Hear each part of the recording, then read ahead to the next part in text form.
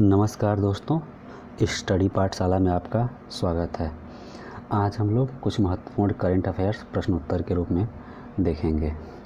चलिए जैसे केंद्र सरकार द्वारा सेवानिवृत्त कर्मचारियों की सहूलियत हेतु निम्न में से कौन सा पोर्टल लॉन्च किया गया है? तो ये भविष्य पोर्टल, ठीक, केंद्र सरकार के सेवानिवृत्त कर्मचारियों के लिए।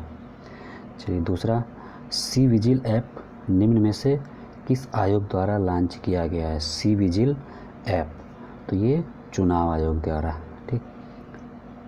तीसरा क्वेश्चन, बीमा सुगम पोर्टल को निम्न में से किस कंपनी द्वारा लॉन्च किया गया है? तो बीमा सुगम पोर्टल को इरडा द्वारा लॉन्च किया गया है। नेक्स्ट है, सखी ऐप निम्न में से किस मंत्रालय द्वारा लॉन्च किया गया?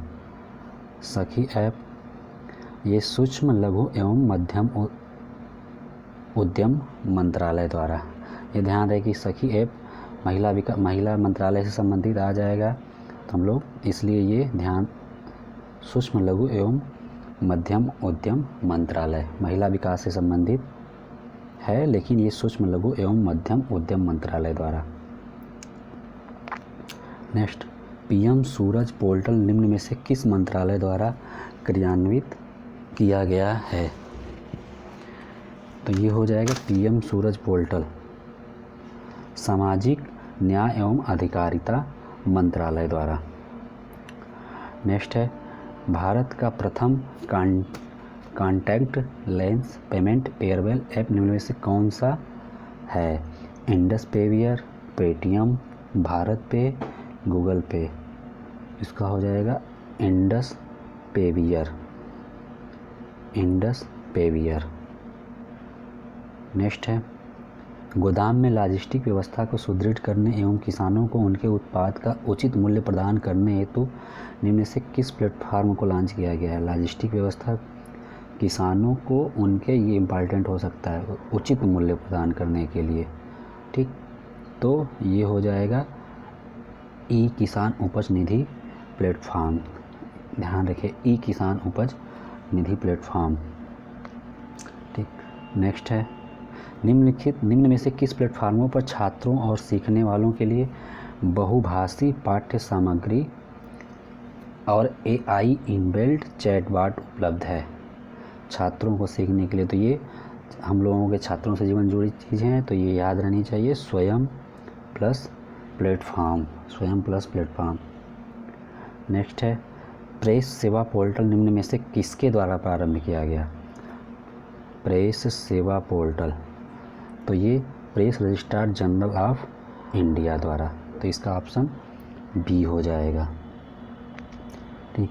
नेक्स्ट देखते हैं 10वां, भारतीय राष्ट्रीय विज्ञान अकादमी द्वारा लॉन्च किया गया national institute of plant genome research द्वारा विकसित पोर्टल निम्न में से कौन सा है? तो ये स्वाति पोर्टल है, ठीक। चलिए नेक्स्ट देखते हैं कुछ युद्धाभ्यास से। जिमेक्स नौसेना अभ्यास निम्न में से किन दो देशों के बीच आयोजित किया गया? जिमेक्स, जिससे नाम से ही होता है जी, यानी जापान, तो भारत जापान। इस तरीके से हम प्रश्नों को पढ़ते समय कुछ उसका कोड, जब हम उसको पढ़ें तो कुछ जोड़ लें, जैसे यहाँ जैसे जिमेक्स, जैसे जापान, तो थोड़ा ध्यान रहता है। नेक्स्ट है, सागर कवच तटीय सुरक्षा अभ्यास भारत के किस क्षेत्र में हुआ है? तो लक्षद्वीप, सागर कवच तटीय सुरक्षा अभ्यास। नेक्स्ट, टाइगर ट्रायम्फ 24 तीनों सेनाओं का संयुक्त अभ्यास निम्न में से किन दो देशों के मध्य आयोजित किया गया? यह इम्पॉर्टेंट है, अमेरिका के साथ जो भी युद्धाभ्यास है वो इम्पॉर्टेंट हो जाता है, तो ये भारत और अमेरिका के बीच हुआ है। नेक्स्ट, हाल ही में निम्न में से कौन सा सैन्य अभ्यास भारत मोजाम्बिक व तंजानिया के बीच हुआ है? तो ये हो गया हमारा IMT ट्राइलेट 2024। हाल ही में भारत व सेशेल्स के बीच निम्न में से कौन सा सैन्य अभ्यास हुआ, तो ये हो जाएगा लामेतिए। हाल ही में भारत और जापान के बीच निम्न में से कौन सा सैन्य अभ्यास हुआ है? धर्म गार्जियन, टाइगर ट्रायम्फ, कटलेस, लामेतिए। तो धर्म गार्जियन। ठीक, और इसी के साथ एक और था जापान के साथ, जीमैक्स। कहाँ पे? वो राजस्थान फायरिंग रेंज। नेक्स्ट है समुद्री लक्ष्मण नौसैन्य अभ्यास के संबंध में निम्न कथनों पे विचार कीजिए। समुद्री लक्ष्मण, यह नौसैन्य अभ्यास विशाखापत्तनम में आयोजित हुआ या भारत और मलेशिया के बीच हुआ? भारत की ओर से INS किल्टन शामिल हुआ। तो ये तीनों सही है, तो इसका आंसर हो जाएगा उपयुक्त सभी। ठीक, नेक्स्ट क्वेश्चन, सी डिफेंस 2024 सैन्य अभ्यास निम्न में से किन देशों के मध्य हुआ? तो सी डिफेंस भारत और अमेरिका, यहाँ पे देख लेते हैं, भारत और अमेरिका के साथ रिमपैक भी हुआ और टाइगर ट्रायम्फ 24, ये भी जो ऊपर हम लोग प्रश्न पढ़े थे। ठीक, चलिए नेक्स्ट देखते हैं।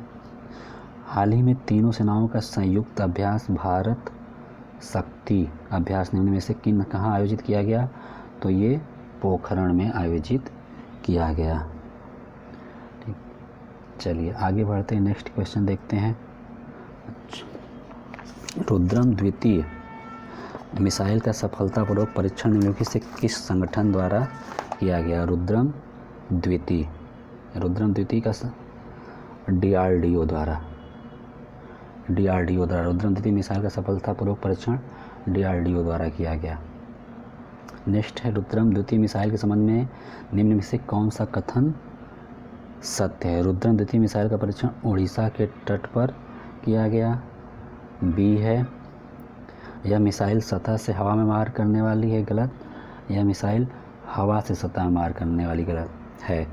यह मिसाइल स्वदेशी एवं विदेशी रूप से विकसित ठोस ईंधन से चलने वाली वायु प्रक्षेपित मिसाइल, जी नहीं, यह मिसाइल स्वदेशी है, रुद्रम द्वितीय, यह ध्यान है। तो ये बी और सी गलत हो गया। तो हमारा हम लोगों का पहला ऑप्शन सही है, रुद्रम द्वितीय मिसाइल का परीक्षण उड़ीसा के तट पर किया गया। और किसके द्वारा? तो ऊपर हम लोगों ने देखा DRDO। ठीक, चलिए नेक्स्ट क्वेश्चन देखते हैं। सनोफी पास्चर द्वारा विकसित दूसरी डेंगू वैक्सीन जिसने WHO द्वारा प्री क्वालिफिकेशन प्राप्त की है, निम्न में से कौन सी है? तो ये है TAK-003 क्यूडेंगा। ठीक, TAK-003 क्यूडेंगा। चलिए नेक्स्ट क्वेश्चन देखते हैं। निम्नलिखित में से किस अंतरिक्ष अनुसंधान संगठन ने एडिटिव मैन्युफैक्चरिंग तकनीकी की मदद से बनाए गए एक तरल रॉकेट इंजन का सफलतापूर्वक परीक्षण किया? तो ये हमारा इसरो है। नेक्स्ट क्वेश्चन देखते हैं। वेस्ट नाइल बुखार की पहली पहचान निम्न में से किस देश में की गई है? वेस्ट नाइल बुखार जो अभी हाल ही में चर्चित में रहा, ये युगांडा। ठीक, भारत का प्रथम स्वदेशी मानव रहित बम वर्षक विमान निम्न में से कौन सा है? जब कोई भी चीज़ प्रथम हो जाता है, वही भारत का स्वदेशी, तो वो बहुत इम्पॉर्टेंट हो जाता है। तो ये क्वेश्चन हमारा इम्पॉर्टेंट है। तो ये कौन सा है? FWD-200B, ये याद रहे। ठीक, और वेस्ट नाइल बुखार युगांडा। नेक्स्ट, चांग E6 अन्वेषण मिशन निम्नलिखित में से किस प्रक्षेपण केंद्र से विकसित किया गया? तो ये हो जाएगा हम लोगों का वेनचांग प्रक्षेपण केंद्र, जान ही रहे हैं वेनचांग प्रक्षेपण केंद्र, चांग E6 अन्वेषण मिशन। नेक्स्ट है, इसरो ने किस वर्ष तक मलबा मुक्त अंतरिक्ष प्राप्त करने का लक्ष्य निर्धारित किया है।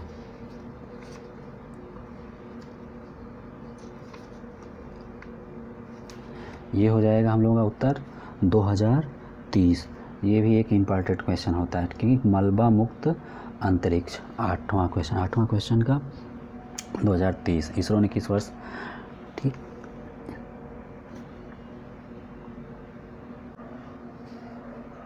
चलिए, चांग E6 किस देश का है? ये चीन का मिशन है, ठीक। ये ध्यान रहे, चीन ने हैनान प्रांत से, और ये चंद्रमा मिशन की जानकारी के लिए ये 6वां मिशन है चीन का। चलिए नेक्स्ट, इसरो ने किस वर्ष तक मलबा मुक्त अंतरिक्ष, तो ये हमने पढ़ा 2023 तक। रॉकेट इंजनों के प्रयोग में लाने हेतु हल्के कार्बन सीसी नोजल का विकास निम्न से किस संगठन द्वारा किया गया है? तो ये इसरो हो जाएगा। ये ISRO Igla S air defence system कम दूरी के निम्न में से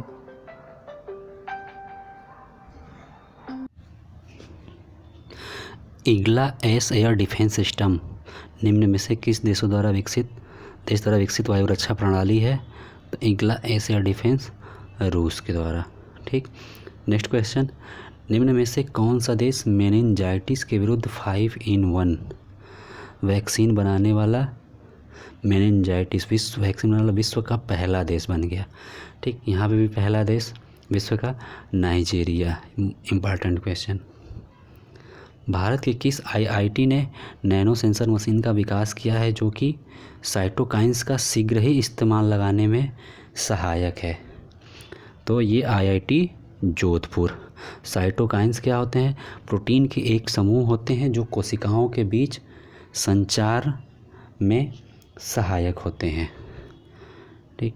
next question, piezo electric bone conduction hearing implants करने वाला देश का प्रथम अस्पताल कौन सा है? पुणे का कमांड हॉस्पिटल। चलिए नेक्स्ट क्वेश्चन, सबमरीन रिजोल्यूशन उपग्रह TST फर्स्ट ए लॉन्च करने वाली भारत की पहली निजी कंपनी सब मीटर रिजोल्यूशन उपग्रह TST फर्स्ट ए, ये है पहली निजी company Agnikul Cosmos. Next, CRT cell therapy के संबंध में निम्न कथनों पर विचार कीजिए। यह थेरेपी भारतीय प्रौद्योगिकी संस्थान बॉम्बे और टाटा मेमोरियल सेंटर के समन्वय से विकसित हुई है। जी ठीक। यह भारत की पहली स्वदेशी रूप से विकसित CRT सेल थेरेपी है। ये दोनों ऑप्शन सही है। नेक्स्ट क्वेश्चन, हाल ही में इसरो द्वारा रीयूजेबल लॉन्च व्हीकल RLV निम्नलिखित में से कौन सा है? तो ये पुष्पक है। पुष्पक को पुष्पक विमान से याद कर लीजिए। पुष्पक विमान जो कि रामायण में इसका वर्णन है, जो कि एक उड़ने के काम में आता था, जिस पे बैठ के राजा महाराजा उड़ जाते थे। 17, निम्नलिखित में से कौन सा स्वदेशी युद्धपोत भारतीय नौसेना द्वारा कोलकाता से लॉन्च किया गया? स्वदेशी युद्धपोत, ठीक, INS अग्रे। तो ये INS अग्रे और INS अक्षय। निम्नलिखित में से कौन सा पहला निजी स्पेसक्राफ्ट चंद्रमा के दक्षिणी ध्रुव पर लैंड किया? यह है ओडिसियस।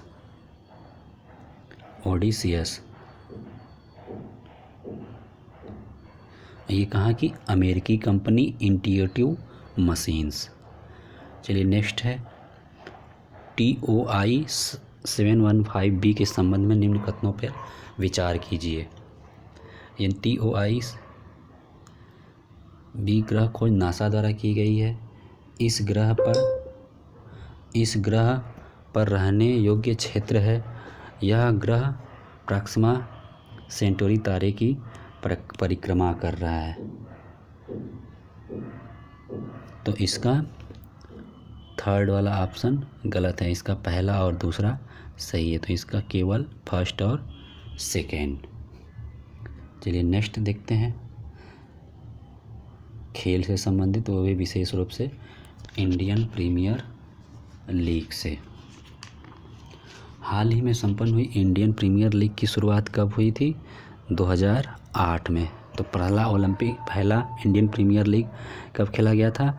2008 में। और ये कौन सा संस्करण है? 17वां संस्करण। देखिए नेक्स्ट क्वेश्चन है, Indian Premier League 2024 IPL league का कौन सा संस्करण था? 17वां संस्करण था। IPL 2024 में कुल कितनी टीमों ने प्रतिभाग किया? तो 10 टीमों ने प्रतिभाग किया। IPL 2024 में प्लेयर ऑफ द सीरीज किसे चुना गया? सुनील नारायण को। कहाँ के हैं ये? वेस्ट इंडीज के खिलाड़ी हैं। IPL 2024 में विराट कोहली को मिला ऑरेंज कैप किस कार्य हेतु प्रदान किया गया? सबको पता है कि सर्वाधिक रन क्रिकेट बैट खेलते हैं, तो रन बनाने हेतु। IPL 2024 पर्पल कैप किसे प्रदान किया गया? पर्पल कैप जो सर्वाधिक विकेट लेते हैं उन्हें पर्पल कैप दिया जाता है, ये हर्षल पटेल को। नेक्स्ट है, IPL 2024 का मुकाबला किस किस के मध्य हुआ था?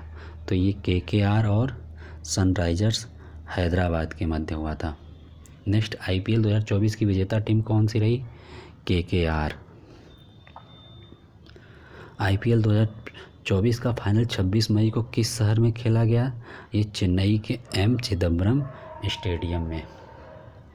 IPL 2024 की उप विजेता टीम सनराइजर्स हैदराबाद के कप्तान थे पैट कमिंस। IPL 2024 के सबसे महंगे खिलाड़ी थे मिचेल स्टार्क। ये ध्यान रहे, ये मिचेल स्टार्क सबसे महंगे खिलाड़ी KKR के। चलिए नेक्स्ट क्वेश्चन देखते हैं, ये भी खेल से संबंधित है। IPL 14 से 28 जनवरी 2024 के मध्य ऑस्ट्रेलिया ओपन किस संस्करण का आयोजन किया गया? तो ये 112वां संस्करण था, ये 112वां संस्करण। ऑस्ट्रेलिया ओपन 2024 में पुरुष एकल का उपविजेता कौन रहा? तो ये डैनियल मेदवेदेव इसके उपविजेता रहे पुरुष एकल के। नेक्स्ट है, ऑस्ट्रेलियाई ओपन 2024 में किस पुरुष युगल ने यह खिताब जीता? डैनियल मेदवेदेव, ये रूस के, ठीक, ये रूस के थे। चलिए नेक्स्ट क्वेश्चन, ऑस्ट्रेलिया ओपन 2024 का खिताब किसने जीता? ये पुरुष युगल, तो ये रोहन बोपन्ना और मैथ्यू एबडेन। रोहन बोपन्ना तो भारत के हैं, पता ही है, मैथ्यू एबडेन ये ऑस्ट्रेलिया के हैं। कमेंट बॉक्स में बताइए ऑस्ट्रेलिया ओपन के विजेता कौन है? चलिए जान लीजिए, जैनिक सिनर, ऑस्ट्रेलिया ओपन के विजेता जैनिक सिनर, जो कि इटली के थे, ठीक। ऑस्ट्रेलिया ओपन 2024 में महिला एकल खिताब, ऑस्ट्रेलिया ओपन 2024 में महिला एकल खिताब एरिना संबाल्के का संबंध किस देश से है? तो महिला एकल एरिना ये हैं बेलारूस की। कभी कभी देश भी पूछ देता है, ठीक है। नेक्स्ट क्वेश्चन, वर्ष 2024 की फ्रेंच ओपन टेनिस प्रतियोगिता का पुरुष एकल का खिताब किसने जीता? तो ये कार्लोस अल्काराज कहाँ के हैं? ये स्पेन के।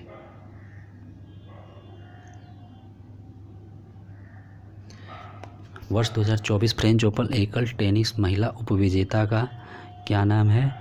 तो जैस्मिन पाओलिनी, ये कहाँ की हैं? इटली की, ठीक। नेक्स्ट है, फ्रेंच ओपन टेनिस प्रतियोगिता को किस प्रकार की सतह पर खेला जाता है? तो ये लाल मिट्टी की सतह पर खेला जाता है। चलिए नेक्स्ट है, छठे खेलो इंडिया यूथ गेम्स 2024 का शुभारंभ किस शहर में हुआ? तो ये तमिलनाडु में, हुआ था। इसका आयोजन 4 शहरों में हुआ था 1931, लेकिन शुभारंभ तमिलनाडु से हुआ था। छठे खेलो इंडिया गेम्स में किस नए खेल का प्रदर्शन खेल के रूप में चुना गया?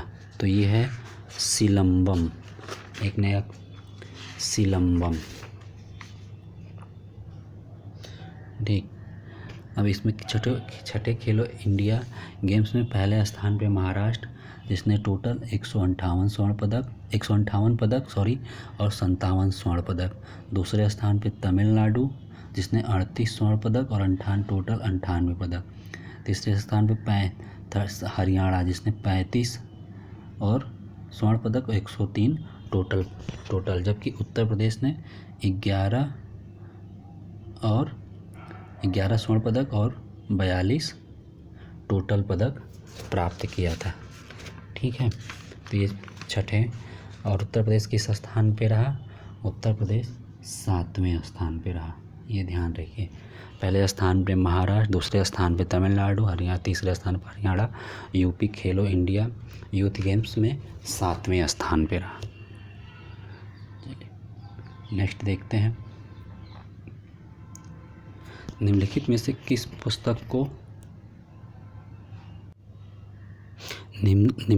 किस पुस्तक को रोमन रोलैंड बुक प्राइज 2024 से सम्मानित किया गया? तो ये स्टालिनर दीवान। चर्चित पुस्तक The Conspiracy to Oust Me from the Presidency के खिलाफ के लेखक गोटबाया राजपक्षे किस देश के? ये श्रीलंका के पूर्व राष्ट्रपति। 8वां, निम्नलिखित में से कौन सी पुस्तक इसरो प्रमुख एस सोमनाथ द्वारा लिखी गई? ठीक है, ये इसरो के हेड द्वारा लिखी गई है, इसलिए ये थोड़ा इम्पॉर्टेंट महत्वपूर्ण हो जाता है। तो किताब का नाम है निलावु कुदिचा सिंघगल। नेक्स्ट, चर्चित पुस्तक द राजीव आई न्यू के लेखक कौन है? मणिशंकर अय्यर। भैया ये तो बहुत इम्पॉर्टेंट हो गया, पूछा जा सकता है। Next, artificial intelligence and national security पुस्तक निम्नलिखित में से किसके द्वारा लिखी गई है? बहुत चर्चित शब्द रहा है AI, आर्टिफिशियल इंटेलिजेंस। इसके लेखक हैं विजय खरे और अमित सिन्हा। ये ध्यान रहे, इस पुस्तक को थोड़ा ध्यान से देखिएगा, ध्यान से याद कर लीजिए, देखने का क्या 10। नेक्स्ट है, निम्नलिखित में से सही विकल्प का चयन कीजिए। कंजर्वेशन विद औरंगजेब, तो ये पुस्तक Charu Nivedita. The cooking of books a literary memoir, ये पुस्तक Ramachandra Guha. Ukraine, Gaza, Taiwan, world war, Ajay Singh. तो ये ऑप्शन सही है, जेबा एन एक्सीडेंटल सुपर हीरो। ये हुमा कुरैशी जो अभिनेत्री हैं उन्होंने लिखा है। नेक्स्ट है, कुछ कमेटियां बनी हैं उसको देख लेते हैं। समलैंगिकता के मामले में बनी 6 सदस्यीय समिति के अध्यक्ष कौन है? तो राजीव गौबा। ठीक, समलैंगिकता के मामले में। नेक्स्ट क्वेश्चन है, भारतीय ओलंपिक महासंघ ने कुश्ती महासंघ के अध्यक्ष भूपिंदर सिंह बाजवा को निम्नलिखित में से किस समिति का गठन किया गया है? तो ये है एडहॉक समिति। निम्नलिखित में से किसकी अध्यक्षता में संसद सुरक्षा उल्लंघन घटना की जांच समिति का गठन किया गया?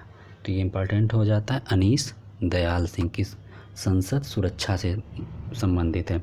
NCERT द्वारा पाठ्यक्रम संशोधन हेतु बने 19 सदस्यीय पैनल का अध्यक्ष निम्न में से किसे चुना गया था? महेश चंद्र पंत। ये भी महत्वपूर्ण है, NCERT द्वारा पाठ्यक्रम संशोधन यानी एनसीईआरटी का पाठ्यक्रम संशोधन हो रहा है। इसमें 19 सदस्यीय टीम कर रही है। उसके अध्यक्ष महेश चंद्र पंत हैं। नेक्स्ट, निम्नलिखित में से किसकी अध्यक्षता में वन और पर्यावरण संबंधी मामलों में सहयोग देने के लिए नई केंद्रीय अधिकार प्राप्त समिति का गठन किया गया? ये उच्चतम न्यायालय की देखरेख में हो रहा है। एक राष्ट्र एक चुनाव की संभावना तलाशने हेतु निम्न में से किसके नेतृत्व में एक समिति का गठन किया गया? तो ये रामनाथ कोविंद। ठीक,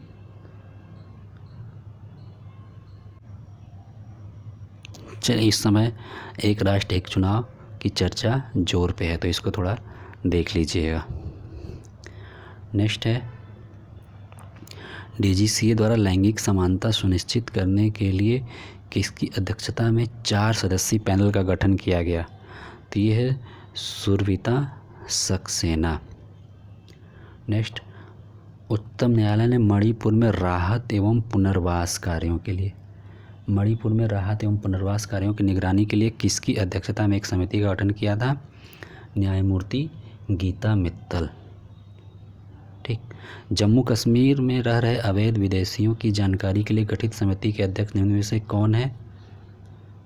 RK गोयल। मणिपुर हिंसा की जांच हेतु गठित आयोग के अध्यक्ष निम्न में से कौन है? ये है RK गोयल। ठीक, यहाँ ध्यान दीजिए, ये हिंसा की जांच हेतु RK गोयल, और जबकि राहत और पुनर्वास के लिए वो न्यायमूर्ति गीता मित्तल। चलिए, ठीक, नेक्स्ट क्वेश्चन देखते हैं।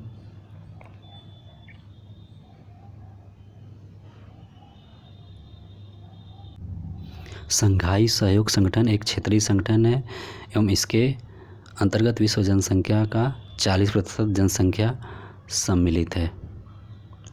ठीक, दूसरा, इसकी स्थापना 2001 में हुई थी। तो इसके दोनों ऑप्शन सही है। चलिए, संघाई सहयोग संगठन के बारे में कुछ जान लेते हैं। संघाई सहयोग संगठन के राष्ट्राध्यक्ष परिषद की 24वीं बैठक ये भी हुई थी अस्ताना कजाकिस्तान में पड़ता है। ठीक, और इसकी आधिकारिक भाषाएं रूसी और चीनी है। किसकी? संघाई सहयोग संगठन की। ये 2001 में स्थापित किया था। इसका सचिवालय बीजिंग में है तथा इसकी स्थापना 2001 शंघाई चीन में हुई थी। ठीक, चलिए नेक्स्ट क्वेश्चन देखते हैं। शंघाई संगठन का मुख्यालय सचिवालय स्थित है, तो ये बीजिंग में है। चलिए नेक्स्ट क्वेश्चन देख लेते हैं। हाल ही में महाराष्ट्र की पहली महिला डीजीपी किसे नियुक्त किया गया है? तो महाराष्ट्र की पहली महिला डीजीपी रश्मि शुक्ला। हाल ही में इंडोनेशिया के नए राष्ट्रपति नियुक्त किए गए हैं, ये हैं प्रणबो सुबियांतो। ठीक, ये आज की क्लास में कुछ महत्वपूर्ण करंट अफेयर्स प्रश्नोत्तर के रूप में रहे। कोशिश किया जाएगा कि आगे भी इस तरीके से करंट अफेयर्स दिए जाएंगे। धन्यवाद।